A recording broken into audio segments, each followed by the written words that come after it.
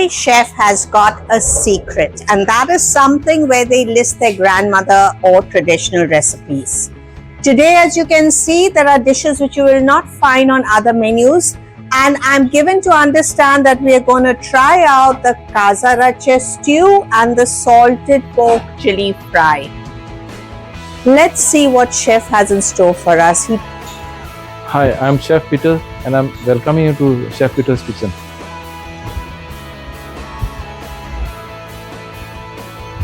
Wow. Stew, Yum. Chorizo stew, salted pork chili fry, and you should try sannas with salted pork chili fry. Wow, chef, you better sit down. We have to have a tete-a-tete.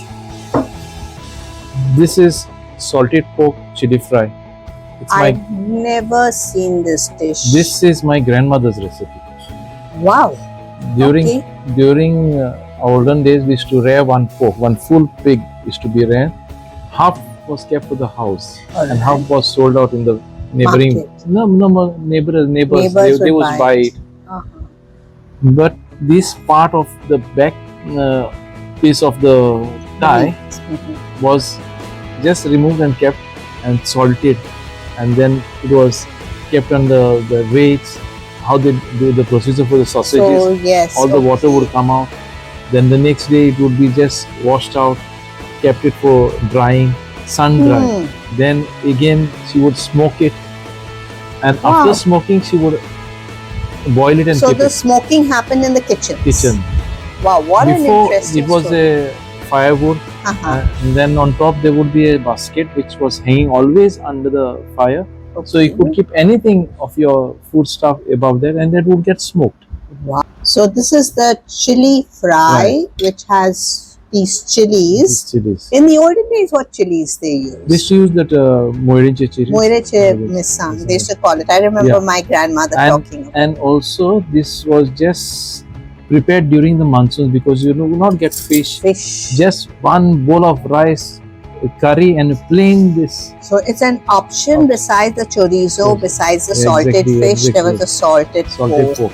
Oh, this is an interesting. We also used to use jackfruit seeds in this, just to reduce the salt. Oh. You mean you said reduce the salt? Yeah. I feel that the sweetness of the onions. Onions that cuts off. It's not giving you that salty feel at all. And I think there's enough of fat in this also. So, it melts it. I must try out this. I'm having one more mouthful, excuse. Something very interesting. Yum. Good. So this is Chorizo stew. This stew was served during the weddings, special weddings. That's why Chorizo stew. Alright, that's interesting. So in Konkani, the word is wedding. Wedding. Chorizo means wedding. And any reason why they used to serve it? Before they used not have buffets. They used to just serve this stew and pulao with little of sausage in it. Wow, it looks loaded. Yeah. What goes in it, Peter? It's all pork, beef and sausage in this. Really heavy meats. Yeah. And it's got some macaroni, it's got carrots, potatoes. You know, it's very interesting. It seems like a combination of a very continental style. Exactly.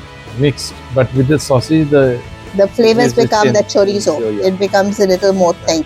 Wow, it really looks interesting. And this you said is had with pulao rice. You can have pulao, you can have with bread, you can have with rice. A poi would go? Poi also would go. Wow. But I'm going to have it plain to get the flavors. Yeah. Okay. You know, you're right. The chorizo gives it that little bit flavor, of a kick which you'll never see in stews. Really interesting. Potato, carrots, green peas, onions, chorizo, beef, pork. What a stew.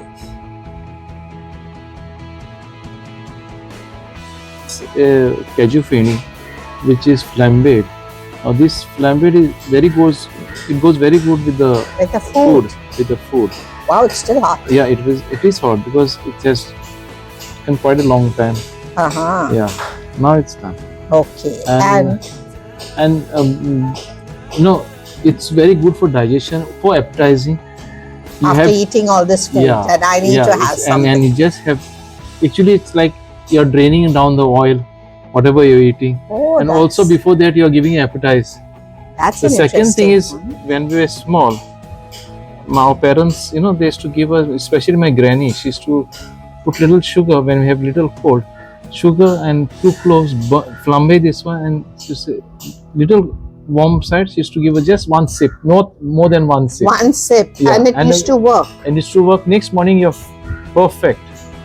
Now you're tempting me about this 1 sip. 1 minute. There is a connoisseur of Feni, and he's sitting just next to you. Yeah. Remember, it's only 1 sip that the grandmothers advocate. Why don't you try what Peter has in store and flambit Feni? Yeah. That was a big sip. And also till today, Awesome. awesome. And this is this is homemade Feni. Yeah. What an awesome traditional meal, chef, really. And you've selected the dishes that are truly good. Kudos to you for bringing it onto the table. Thank you, ma'am.